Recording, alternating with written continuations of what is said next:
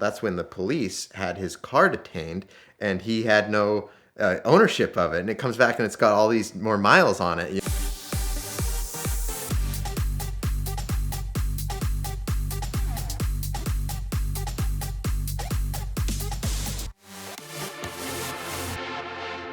So originally bought the car in 2020, July 2020 from Stradman. I was not looking for a Ford GT per se, but I had saved up enough to buy a supercar. I really wanted to do it. And Stradman posts the Ford GTs for sale. I've always been a Stradman fanboy, loved watching his stuff. And I've loved the Ford GT, but it's never really kind of on your radar because it's just kind of, I don't know. Everyone talks about Huracans and R8s and Ferraris a lot more. And it's just like, why would I buy a boring old 2005 Ford GT? But it comes up for sale and man, like, I guess that's how most of my vehicle purchases go. I find a car with some crazy funny backstory and I just get so attached to it. And I was like, okay, that's the car I want. So I went out to Stradman's house, took it for a nice little test drive, had some fun. It was my first time driving a manual in like 2, maybe 3 years. So that was a little bit awkward getting that going, but it was just awesome. It was such a cool experience. The titanium exhaust was just, I don't know, it changes the car so much. It's just so raw and powerful. Oh my. Really like the car. And, as you look into the Ford GT, it's the ultimate kind of like holds its value kind of car. I got an insurance quote. It came back for cheaper than my Ford Focus on a month-to-month basis. So it's like, okay, this is starting to make sense. And they're appreciating. They've always been like an awesome collector's car. The maintenance on them, super nice. So I went ahead, I sprung out and I bought it. And I've loved it ever since. I started doing my automotive YouTube channel with it. It's been a great, awesome, wild ride. Not long after that, though, I get a cryptic DM on Instagram from a guy named Dean. He reaches out and he says, Patrick, congratulations on buying the car. Do you want to know more about its past? I said, oh, do tell more. So we ended up linking up. I got his phone number from him. He calls me, and what happened next was probably the wildest, craziest story. And I had it was completely out of left field. And I was like, what on earth? I had no idea that this vehicle had any of this backstory. It just, to me, it was just a regular vehicle with probably a regular, boring life. But that was not the case. So I get on the phone with Dean, and the previous owner, his name was Ed, funny enough. And he was this 5-foot tall Chinese man. He was a Vietnam vet. He fought for America. And ever since he fought for them, he has been a helicopter mechanic. So Dean was really good friends with Ed. I didn't ever understand if they served in the military together, but I think they both served. Doesn't matter. They lived about 10 blocks away from each other and they were just kind of best buds. Apparently they'd go out motorcycle riding together. So they were just kind of gearhead friends through and through. And Dean just talks really highly of Ed. He's a cool dude. So that's what he did. That's what his life kind of was. He went through that. He ended up getting in an industrial accident at his job, lost a couple of fingers, wasn't anything too crazy, but he got a little settlement out of it. And he was at retirement age. So he's like, perfect. He retired. He lost a couple fingers, but he's got a Ford GT now because, he got a nice little settlement package. He went out and bought himself a brand new Ford GT. I think this must have been back in 2005 or so. And he bought it new, straight from Ford. And it was the only one on the island, Dean told me. I think it was on the Big Island, if I'm not mistaken. So he calls up Dean one day. He's like, I got a Ford GT. And he's like, what on earth? What are you going to do with that vehicle? And what, et cetera, et cetera.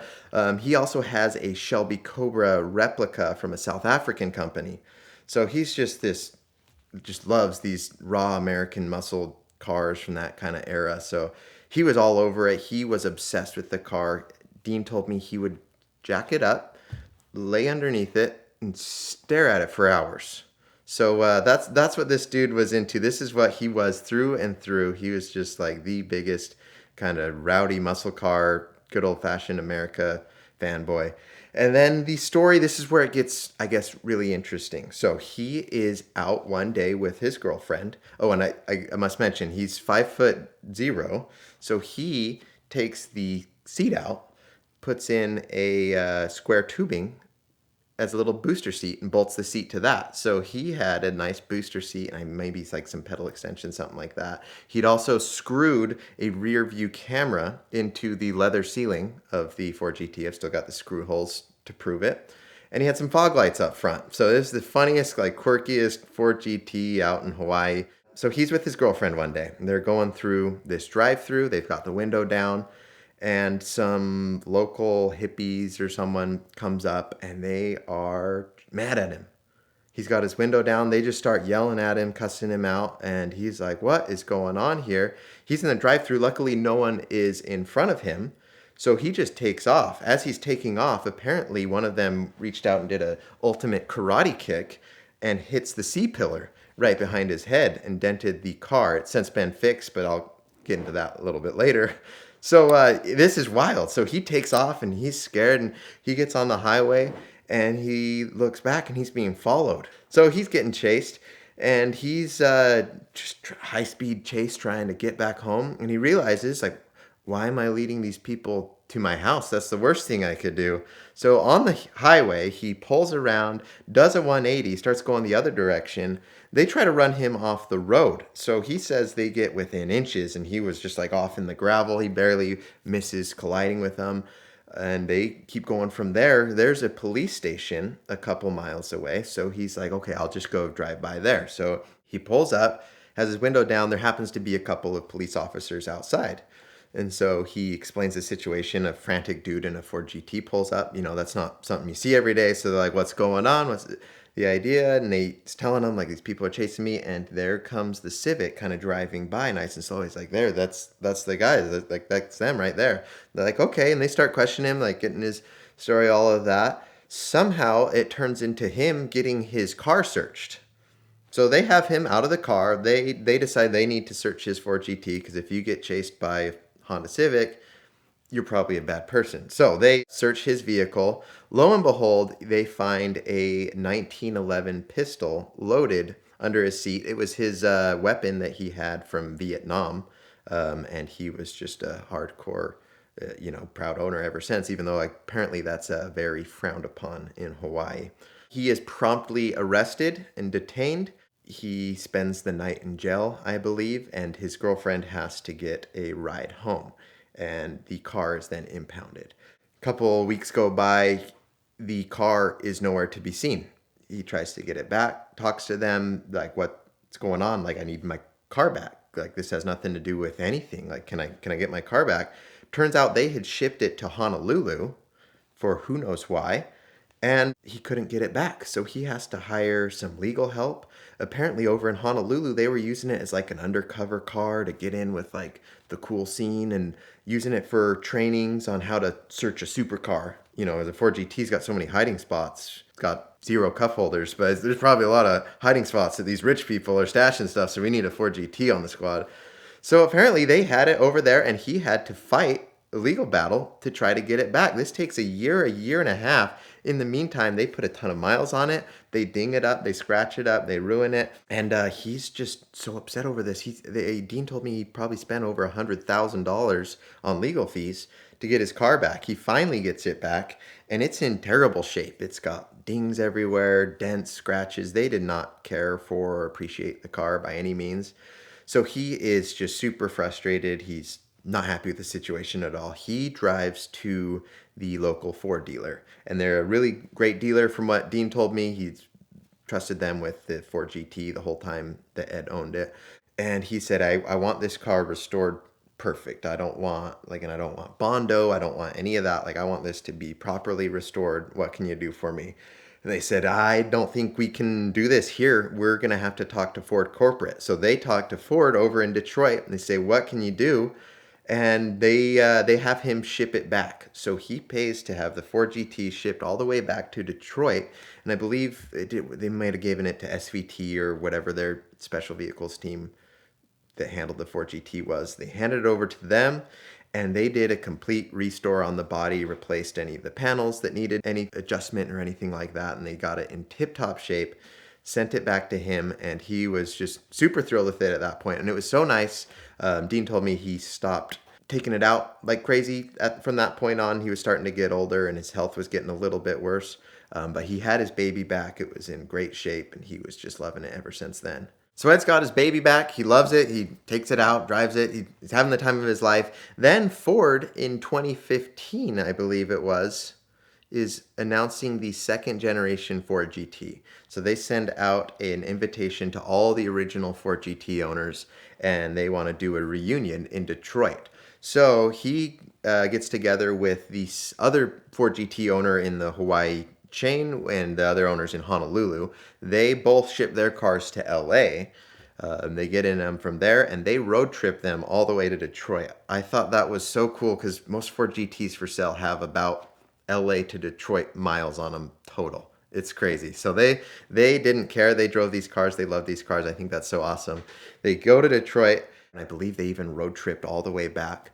And they had a good time. Apparently, there are some photos out there on the internet. I haven't found them yet, but they were at the whole big meet, and there's this Honolulu or Hawaii Ford GT, and he's got a Spam can Velcroed on the dashboard. Apparently he used it as an ashtray, but everyone at the reunion thought that was quite hilarious. Most Ford GT owners are so just particular and keep their Ford GT so nice. Ed didn't care. He had his rear view camera screwed up into the roof, so he just loved the car, used it, didn't care about it. But they had a good time at the reunion. They drive back, then ship it back over to Hawaii, and he went to like whether it's parades and things like that ever since. But something else that ties into this is when I bought it, James Stradman told me about the diary that was in the front, and the car came with it. And I was like, "Whoa, that's really cool." It's not, he called it a diary. It wasn't like records. It wasn't service history. It wasn't anything like that. There's a diary. And I was like, I thought that was very interesting. When I originally bought the car and kind of looked over it, I didn't gain too much from it. I read through it. I'm like, wow, this is interesting. He had some entries in there. He'd document everything. He's like, today I removed the bolt, did an oil change, and switched it out for a quick release fitting, and then I safety wired these other bolts. End of diary. And then the next one would be like oil change, whatever. And he'd document the miles. He'd document the miles per gallon he got on every trip.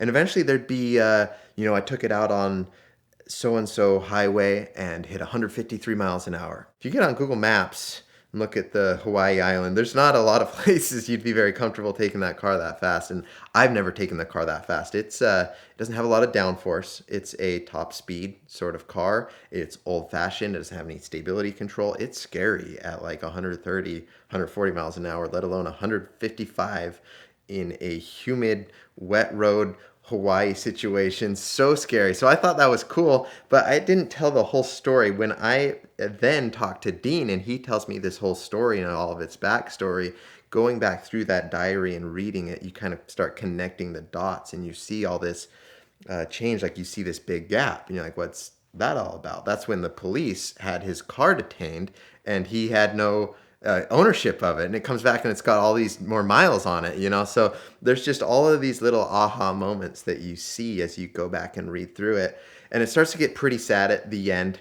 His health had started failing him, and the entries become less frequent, and the handwriting gets a little bit worse, and it's just it's kind of like heartbreaking. Like you see to the end, and he passed away. Anyways, his daughter then takes ownership of the car. She's the one who's left dealing with, I guess, his estate possessions, all of that. So Dean tells me he's not sure, but he believes the daughter sold it to Stradman. Stradman gains possession of the car, and I guess the rest is history. You can see the ownership documented on Stradman's channel, what he did with it. He got this amazing exhaust from FI installed on it. So that was really cool. And then I've had it ever since. I've done mostly just some cosmetic stuff to it. I've done a little bit of restoration, replaced like the blown out subwoofer and a couple of things like that, and put the NASA wrap on it. Dean told me on the phone, he's like, Ed would have thought that wrap was so cool. That's just who Ed was. He's this helicopter mechanic. He's a spaceman. So he thought that was really cool and appropriate. And I've just loved owning it ever since.